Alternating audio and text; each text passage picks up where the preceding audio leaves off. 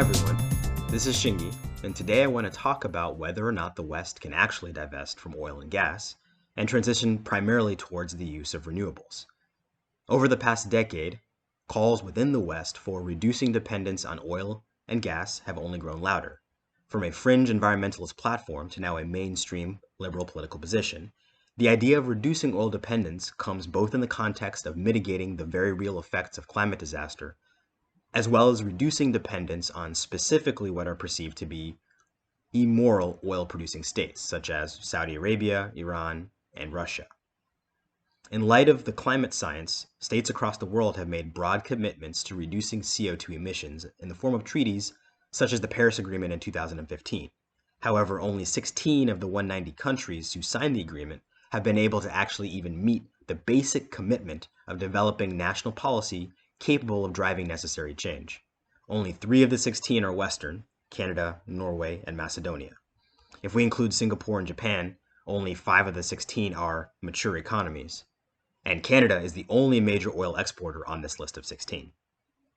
This is a reflection of how deeply influential oil production is, not just to economic value chains, but within the political infrastructure of individual nations. But, more than that, it is also a reflection of how deeply tied Western geopolitical dominance is with control over fossil fuel-based energy sources, particularly oil and natural gas. Divesting from oil also means fully accepting a multipolar global system. Renewable energy, particularly wind and solar power, have many more nodes within their production supply chains than natural gas or oil. And crucially, many of the owners of these nodes are nations hostile to the idea of Western unipolar control, such as China, and have massive production advantage over Western nations in critical resources or components necessary for renewable energy production. As such, there are 3 major sources of geopolitical headwinds that Western nations face in a pursuit to transition to a renewable-centric energy market regime. The first headwind is the deep commitment to petrodollar that has led to supportive regimes whose actions are deeply in contrast with stated Western liberal values. Same for UK and France in terms of how they've attempted to retain control over resource extraction in their former colonies. These relationships have come to define local regional balances of power that favor Western economic interests with regard to a broad range of commodities. Particularly with OPEC in the Middle East, Nigeria, and West Africa, rapid divestment threatens the strategic value of key regimes who themselves will reposition their geopolitical partnerships and potentially drive a wedge between the West and developing nations who are still dependent on oil and gas imports. The second headwind is how Western states, particularly liberal parties within Western states, frame green transition in moral terms. Since the 1860s and the scramble for Africa, the Global South has experienced multiple waves of moral economic leadership from the West, and benefits have been heavily one-sided in favor of Western countries, usually at the direct expense of political stability and economic well-being of the average person in these countries.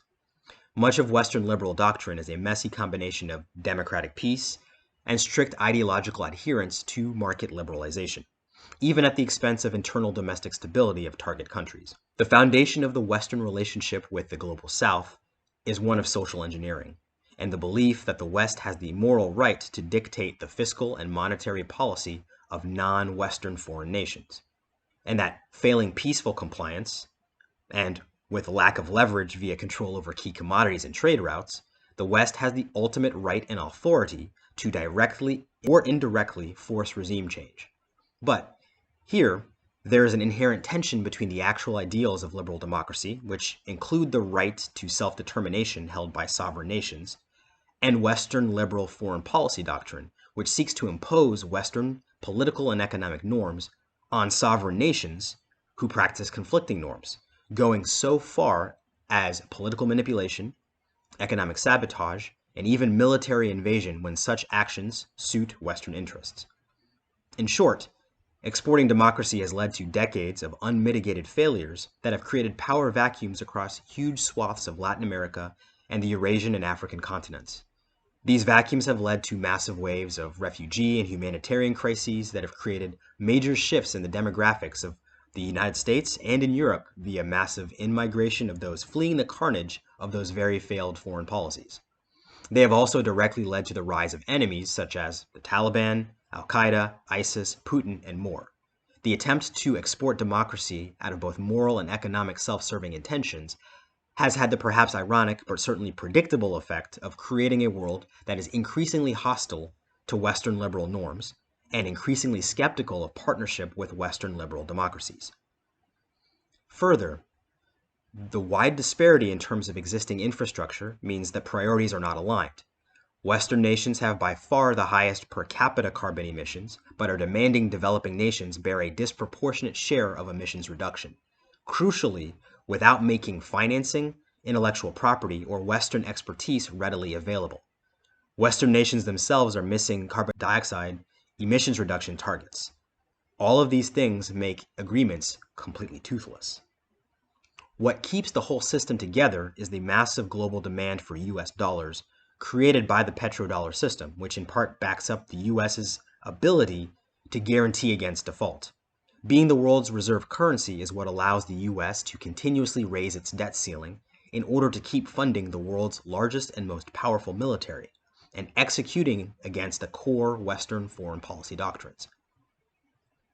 Leadership across the global South is deeply skeptical of Western moral leadership, which is really just social engineering, and have been aggregating into customs unions and trade blocs for the past 2 decades in order to increase trade leverage with Western countries. The globe is moving towards multipolarity. Divesting from oil is divestment from petrodollar and diminishes the US dollar status as the global reserve currency. And already we see a number of large developing world economies rebalancing their forex portfolios away from the US dollar. Given the widespread open rejection of Western liberalism across the global South, it is very clear that the world is not interested in Western leadership of the next global energy market, particularly when the most ardent green little L liberals are calling for global South countries to revert back to pre-industrialized states, as opposed to making deep commitments to actually invest in infrastructure across the global South. Notably, this is what China is doing, this investment across the global South. The third headwind is the power of incumbent utilities providers. Within the US, there is significant opposition to decentralizing grids and adopting renewables from incumbent utility companies. This particularly is important because of how much US electricity demand is met by private utilities who have state-granted monopoly power. In other words, these companies have built-in political protections to not only their profitability, but also their control over their state or regional energy markets as a whole, including pricing. These utility companies are working to protect their monopoly over power distribution via lobbying for legislation that reduces the profitability of distributed energy resources, such as reducing payouts from electricity net metering. The most aggressive examples of this, unsurprisingly, happen to be in states with the highest levels of solar irradiation and the strongest solar markets. For example, earlier this month, the Florida state legislature has just passed a bill that will reduce utility payouts of net metering by up to 75% by 2025. For context, in most states, including Florida, residents by law are required to maintain grid connection, regardless of any energy they may be generating on their own site or property. Net metering is a system by which those producing excess solar or wind energy can easily sell power back to the grid and make profit from their production. Florida Power and Light, one of the major state-granted utility monopolies in Florida, has lobbied heavily to reduce how much they were required to reimburse solar-producing grid-tied users. Now, pending governor signature, they will be able to reduce those payouts significantly, gutting the solar market almost entirely. But Floridian utilities are not alone.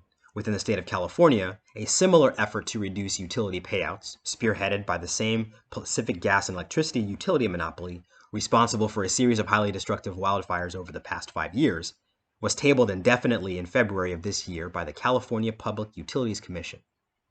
Although this was defeated, the state's Public Utilities Commission did grant PG&E a provision to raise rates substantially in order to recover losses from the very wildfires they created.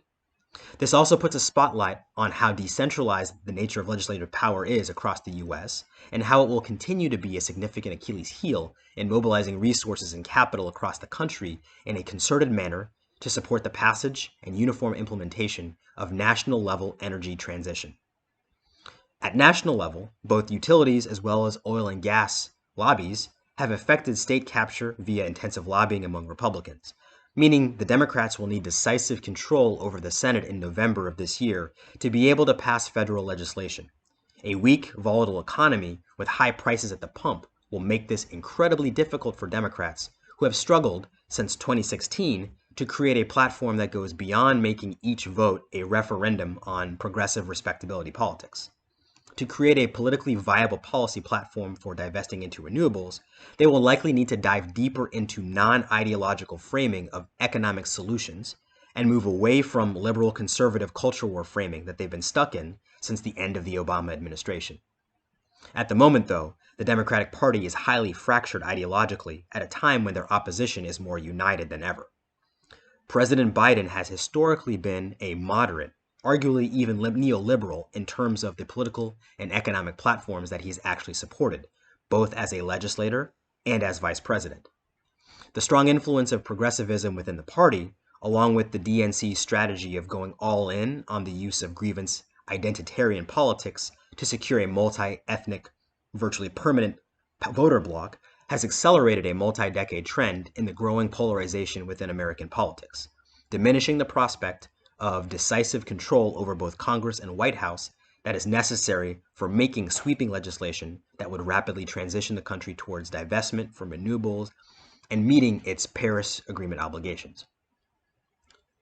While not as extreme, Western European powers such as the UK, France, and the Netherlands face many of the same issues, particularly with regard to polarization, descent into fractured ethnic identitarianism, and outright refusal of politicians captured by the oil and gas lobby to support any change at all, even in the face of increasingly in-your-face consequences of extant climate change. Under the current circumstances, it appears inevitable that divestment will primarily be driven by private investment and private companies, with fractured, rate-limited government support at both the state and federal level. The sheer scale of necessary changes we need to make, not just in terms of energy source, but support of supply chains as well, and the extremely limited time frame we have to do so, may end up being a breaking point for the very foundation of liberal democracy if short-term election-driven politics continue to override the ability to develop and execute long-term programs with regards to energy transition. Thanks for tuning in. This has been another episode of the Energy Markets. We hope you check in next time. We'll see you soon.